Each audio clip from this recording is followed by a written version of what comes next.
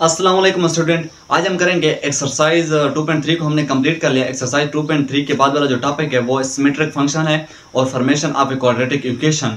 आपने क्या पढ़ना है इसमें, आज हम पढ़ेंगे सिमेट्रिक फंक्शन क्या होता है और इसके बाद वाला जो टॉपिक है वो है formation of a quadratic equation. ये दो टॉपिक आज हम डिस्कस करेंगे।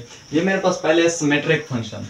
ये सिमेट्रिक फंक्शन क्या होता है? सिमेट्रिक फंक्शन को मैं डिफाइन करने से पहले मैं आपको फंक्शन डिफाइन कर देता हूँ। ठीक है स्टूडेंट, फंक्शन क्या होता है? एक रूल होता है, a rule that takes a rule that takes input and gives one output। यानी कि फंक्शन क्या होता है? एक रूल होता है दैट टेक्स इनपुट, जो कि इनपुट लेता है और क्या देता है? आउटपुट देता है। ठीक है स्टूडेंट, फंक्शन में मेरे पास दो चीजें होती है। ठीक है स्टूडेंट, यानी कि ये मेरे पास क्या है? फंक्शन है, ये फंक्शन है। इस फंक्शन में क्या होता है? एक तो इनपुट होता है फंक्शन में और एक क्या होता है? आउटपुट होता है। और इनपुट जो होता है ये इंडिपेंडेंट होता है और आउटपुट जो होता है ये डिपेंडेंट होता है। मिसाल के तौर पर मैं कहता हूं मेरे पास ये क्या है, इधर मैं कहता हूं कि मेरे पास इनपुट है और ये इनपुट क्या है? x है। ये मेरे पास यानी कि फंक्शन हम क्या देते हैं इसको? x+1। और ये मेरे पास क्या आ गया? आउटपुट आ गया। ठीक है स्टूडेंट, इनपुट x है, ये फंक्शन है और ये क्या है? आउटपुट है। ठीक है स्टूडेंट, अब मैं कहता हूँ x = 1 है, 2 है, ये x की वैल्यू है, ये 3 है। और इधर मैं अगर पुट कर देता हूँ, यानी कि इधर मैं अगर पुट कर देता हूँ x की जगह मैं अगर 1 पुट कर देता हूँ यानी कि और +1, तो आपके पास आउटपुट क्या आ गया? 2 आ गया।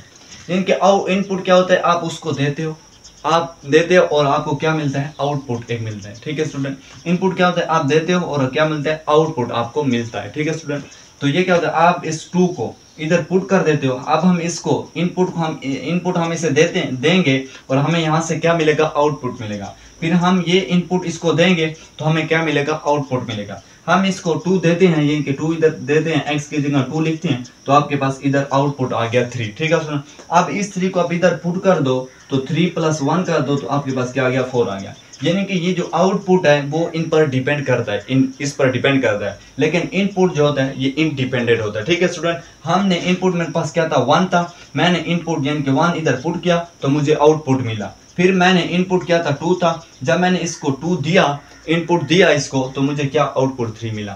फिर मेरे पास क्या था? इनपुट यानी कि 3 था, फिर जब मैंने इसको 3 इसको दिया तो मुझे क्या मिला? 4 आउटपुट मिला। ठीक है स्टूडेंट, तो फंक्शन क्या होता है? फंक्शन में एक इनपुट होता है और आउटपुट होता है, और आउटपुट जो होता है आपके पास एक ही आउटपुट होगा और इनपुट जो होता है ये एक से ज्यादा हो सकते हैं। ठीक है स्टूडेंट, ये आपने याद रखा है। और इनपुट जो होता है ये इंडिपेंडेंट होता है और आउटपुट जो होता है ये डिपेंडेंट होता है। और इनपुट क्या होता है? इनपुट यानी कि आप इसमें पुट करते हो, ये आपके पास इनपुट है, आप इसको इनपुट देते हो तो आपको क्या मिलता है? आउटपुट मिलता है। आप ये जो इनपुट इसको दोगे तो आपको क्या मिलेगा? आउटपुट मिलेगा। तो ये मेरे पास क्या है? फंक्शन की डिफिनीशन। ठीक है student, a rule that takes input, a rule that जो कि इनपुट को लेता है और क्या देता है? आउटपुट देता है। ए रूल्स होता है, फंक्शन क्या होता है? एक रूल है। ये एक क्या है? एक रूल है जो कि इनपुट को लेता है और आपको क्या देता है? आउटपुट देता है। ठीक है स्टूडेंट, तो ये मेरे पास क्या होगा? फंक्शन की डिफिनीशन होगी। अब हम पढ़ते हैं सिमेट्रिक फंक्शन क्या होता है।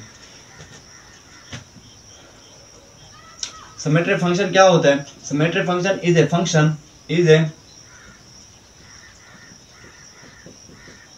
Function that does not change the answer, not change the answer when you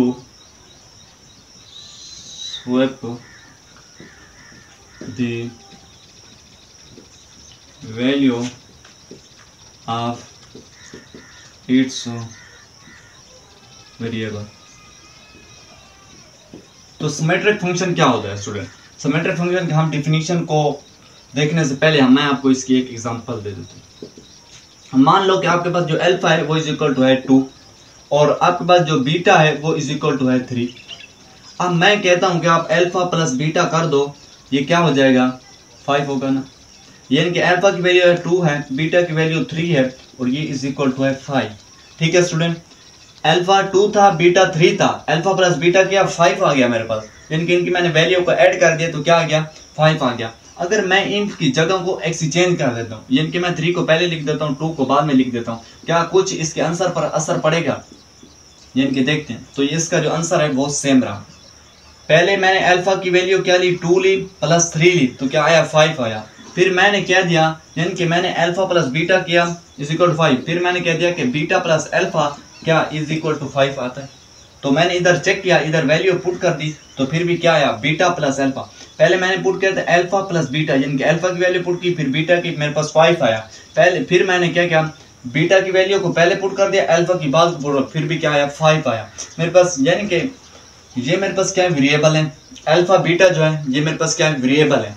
in variable की वैल्यू को, इन वेरिएबल की जगह को मैं तब्दील कर देता हूँ। इन वेरिएबल की जो वैल्यू है इसको मैं एक्सचेंज कर देता हूँ या स्वैप कर देता हूँ, तो तब इनका आंसर जो होता है वो चेंज नहीं होता। यानी कि ये वेरिएबल्स हैं, अल्फा प्लस बीटा वेरिएबल हैं, इन वेरिएबल की क्या है ये वैल्यूज हैं। इन वैल्यू की मैं अगर जगह चेंज कर दूं, मैं 2 प्लस 3 लिखता हूं तो 5 होता है, और मैं 3 प्लस 2 भी लिख दूं तो फिर भी 5 होता है। यानी कि इनकी मैं जगह को चेंज करता हूं तो इसके आंसर पर कुछ असर ना पड़े, तो इसे क्या बोलते हैं सिमेट्रिक फंक्शन बोलते हैं। सिमेट्रिक फंक्शन एक ऐसा फंक्शन होता है जब आप इन वेरिएबल की आप क्या कर दो, वैल्यू को चेंज, यो जगह को चेंज कर दो, इन वेरिएबल को क्या कर दो एक्सचेंज कर दो, तो इनके आंसर पर कुछ असर ना पड़े, तो इसे हम क्या बोलते हैं सिमेट्रिक फंक्शन बोलते हैं। Symmetric function is a function that does not change answer, ये आंसर चेंज नहीं हुआ when you swap the value of its variable, जब आपने इन वेरिएबल को एक्सचेंज कर दिया, इन वेरिएबल की वैल्यू को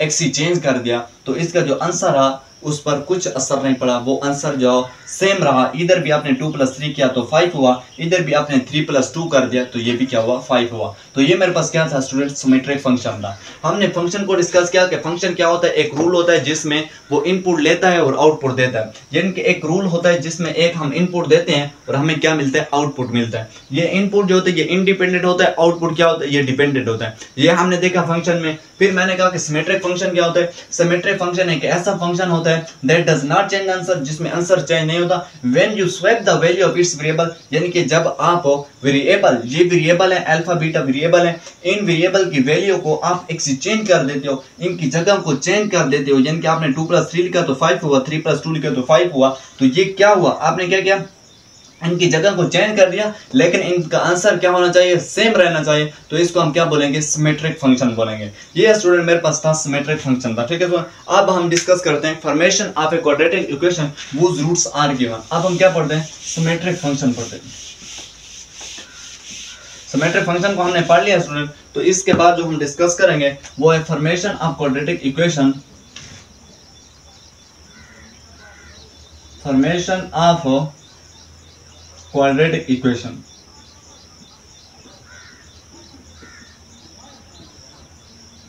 फॉर्मेशन ऑफ क्वाड्रेटिक इक्वेशन। ठीक है स्टूडेंट, यानी कि आपने क्या करना है क्वाड्रेटिक इक्वेशन बनाने, आपको इस तरह कोई रूट्स दिए जाएंगे, यानी कि आपको इस तरह कोई भी रूट्स दिए जाएंगे। ये तो मैंने 1 और 2 लिख दिया, इस तरह एक्सरसाइज 4 में कुछ रूट्स दिए गए हैं। वो कहता है कि इनसे आप क्या मालूम करो, इनसे आप क्या बनाओ क्वाड्रेटिक इक्वेशन बनाओ। यानी कि क्वाड्रेटिक इक्वेशन को आप बनाने के लिए आप जो एक चीज यूज करोगे वो है एक्स स्क्वायर हो जाएगा माइनस एस एक्स हो जाएगा प्लस पी हो जाएगा इज इक्वल टू 0 हो जाएगा। आपको जब भी ये रूट्स दिए गए हों तो आपने क्या करना है, आपने इस इक्वेशन को आपको जरूरत पड़ेगी जब आप क्वाड्रेटिक इक्वेशन बनाओगे।